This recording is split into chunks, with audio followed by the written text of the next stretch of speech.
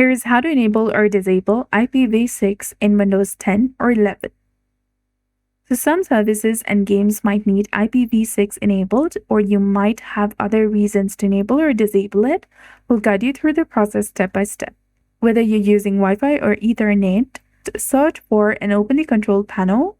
And once it is opened, go ahead and select Network and Sharing Center. Click on your network, go ahead and tap on Properties and give administrative privileges.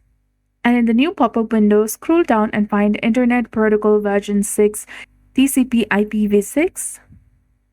And to disable it, uncheck the box next to it and click on OK. To enable IPv6, check the box and click on OK again to confirm and close the window. That's it. I hope you found this video helpful. If you did, please like, share, and subscribe.